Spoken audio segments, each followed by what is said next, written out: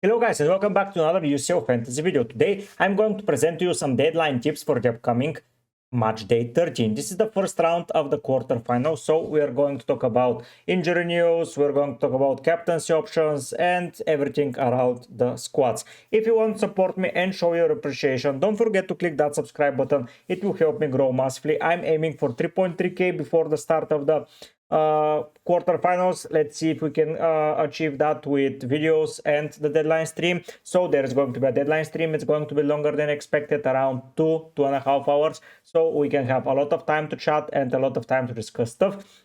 Of course, if you want to follow it and be there since the start, just click the subscribe and turn notification on, leave a comment, drop a like, and hopefully you enjoy my options and how my team is looking for the upcoming Matchday 13. Starting with the captaincy options for day one, we are going to go with a player from each game, and I think those are the talismanic players at the moment for each team going into the round of 16. We start with the game between Inter Milan and Bayern Munich.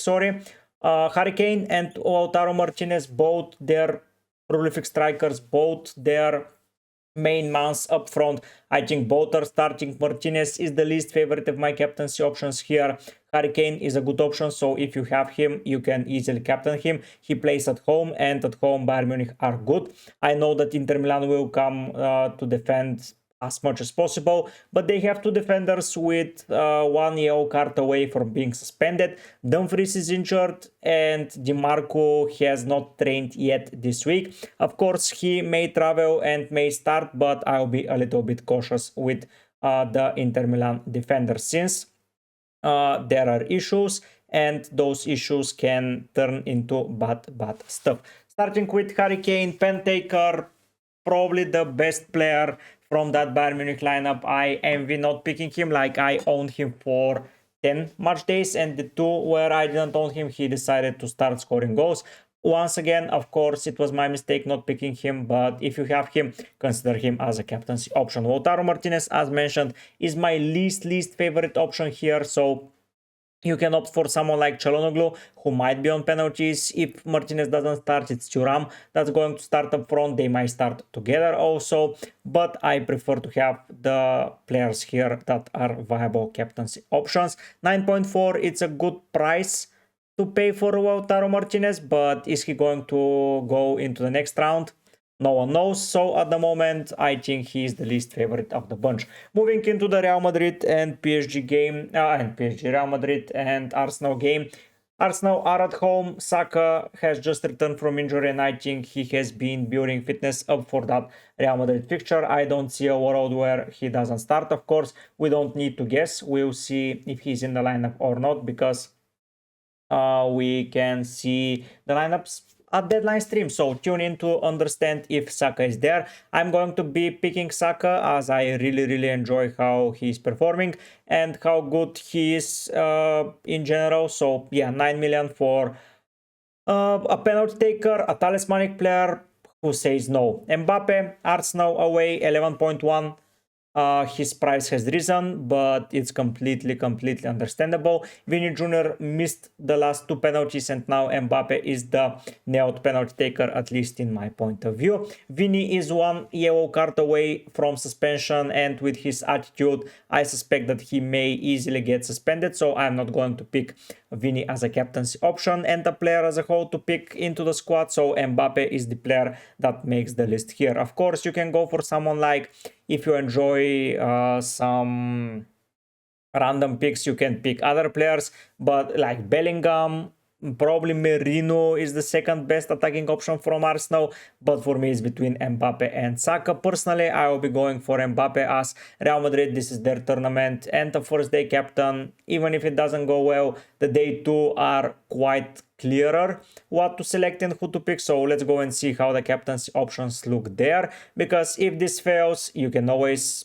resolve back to safety and be happy with your choice. Here are my favorite options for day two of the tournament.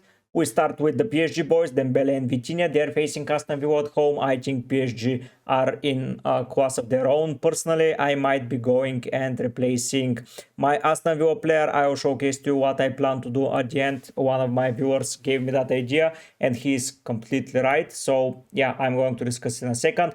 But nonetheless, Dembele and Vitinha I think are both good options. As you can see here, I opted for the best player from the team and the penalty taker to pick. So Dembele is the best PSG player at the moment, and I feel like with Aston Villa at home, he will expand his potential and he will showcase why he is probably the best player in the year of 2025. Of course, he can prove me wrong and just vanish from the game. But yeah, Villa have been conceding goals, and if PSG play like they played against Liverpool at home in the round of 16, I think Aston Villa are going to get destroyed. So I'm not going to pick any player from captaincy option for them. So yeah, Aston Villa at home, it's a very, very solid fixture. The other option is Vitinha, their penalty taker, their talismanic midfielder who is getting man of the matches for performances, defeating someone like 5-6-0, and he's getting man of the matches being involved only once. So I want to get a little bit of that thing into my team. So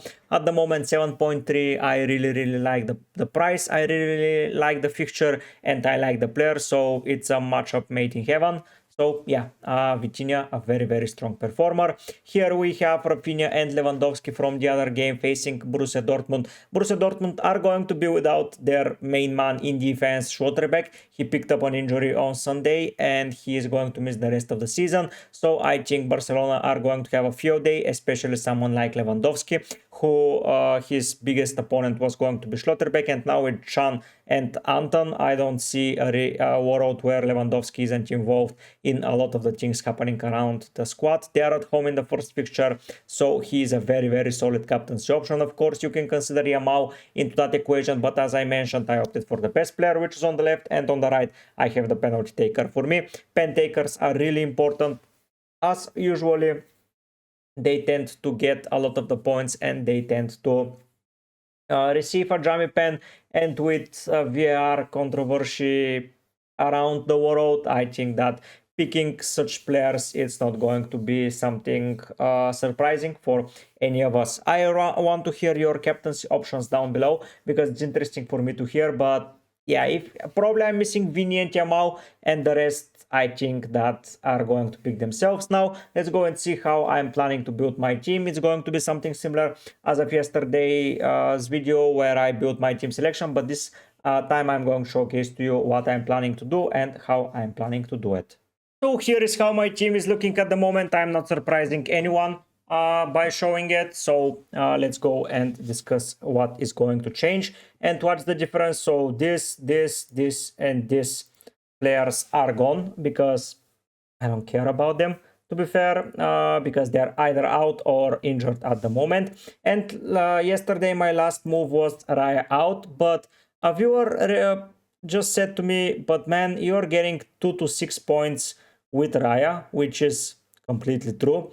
And I'm not going to get rid of Raya. I'm just going to bench him for that week, and that's it. Like, considering most of the teams are scoring goals, I won't be able to nail down a solid keeper. So yeah, Sommer and Raya survive the take. Sommer will be, of course, in the lineup and will be the guy that is going to keep it up for me. Now, moving into defense, with Di Marco being question mark, with Bastoni being with 1 yellow card away, Pavard being 1 yellow card away from suspension, I think the player here picks himself, and that is going to be De Vrij from Inter Milan. I don't think we are going to argue against that. The other player that I already committed to is Bukayo Saka, because as you know, I recommended him as a captain, and I think he is a very good route into that Arsenal squad. Probably he will not survive 90 minutes, but yeah, I think he can do damage in the time that he is onto the field. Another player that for sure is getting in, and that is Hakimi. I don't think I need to explain it. And here, yesterday, I went with Guerrero. He is doubtful though, so most probably I will be picking Nuno Mendes. And then I will be having two PSG defenders, as with the goes with the Donnarumma plan. Now, the other thing that I want to do is just to sell Rodgers like that. And you're going to say, but what happened with diversity? It happened that they are away from home, and if I'm considering how PSG played at home last time in the UCL, I think that I'll be going for someone like the man Vitinha. If we look at his performances and how he did against Liverpool, here he didn't score anything and got 11 ball recoveries, but against Brest, go clean sheet, go outside of the box, player of the match, player of the match. Here he scored a penalty and he still got man of the match. If we take it back, he's always performing very, very well. Here, only 31 minutes played, but that's in the past. 90, 90, 90, 90. Against the good sides, he plays a lot. So, considering that he got 6 points away to Liverpool, it's a very, very good feat for someone that didn't score or didn't assist anything, only one clean sheet and 120 minutes played. I think I'll be opting for him. So this way I'll be having 4 PSG players, and this is going to be the way that I'm going to implement the squad. Of course, if Guerrero starts, I'm going to take out Nuno Mendes for him. If he starts in the 10, don't get me wrong, but most probably the team is going to look something like that.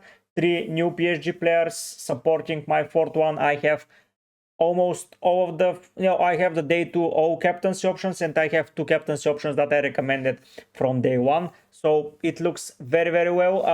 I want to showcase that Schlotterbeck is not yet injured here, but we've read several documents where it said that he's out until the end of the season. So if you have him, consider selling him. Elsewhere, Vini Jr. is 1 yellow card away from suspension. If we go down, he has 4 yellow cards already, so he's close.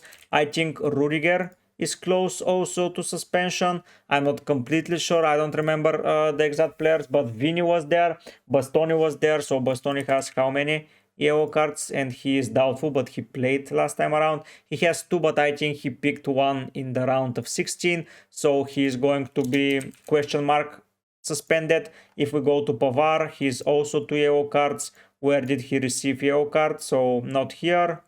He received it. Okay, not here. I'm surprised.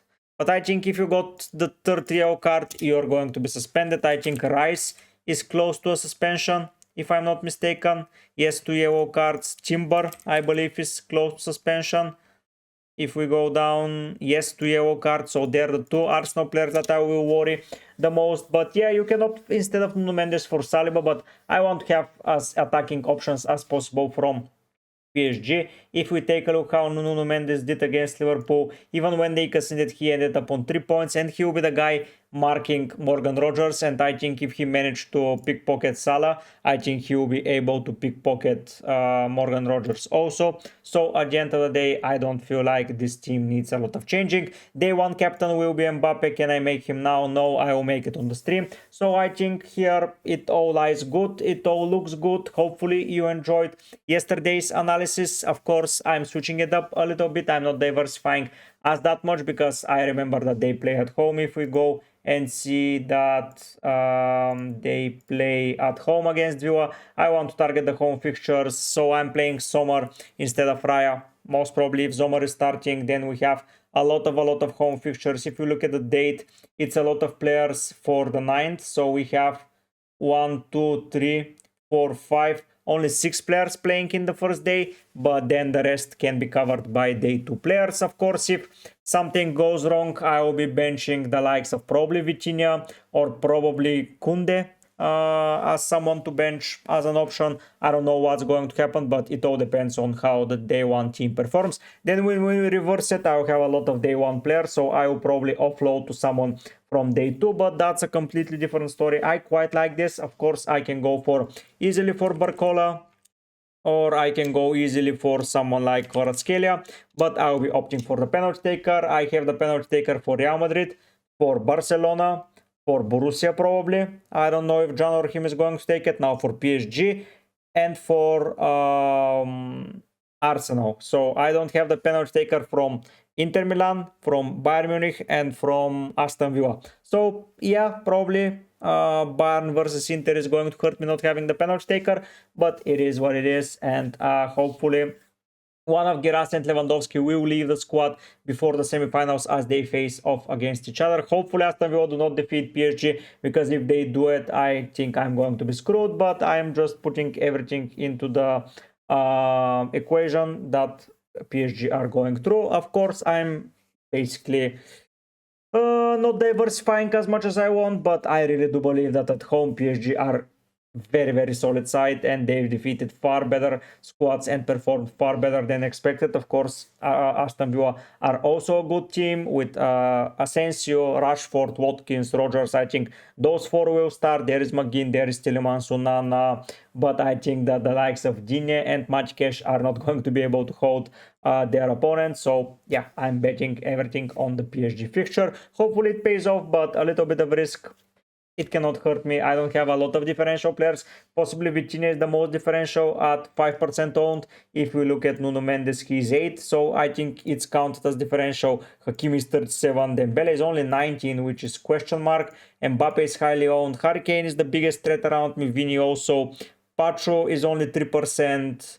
If we go to selected, Yamal is someone that I'm missing, so yeah, Ulise is differential for me, 16%. So yeah, I have some differentials. I have someone to hurt me, and I have the main players. I think the squad is good, and hopefully on deadline stream everything will be locked and we will not see some surprises. But if we see, we're going to adjust properly.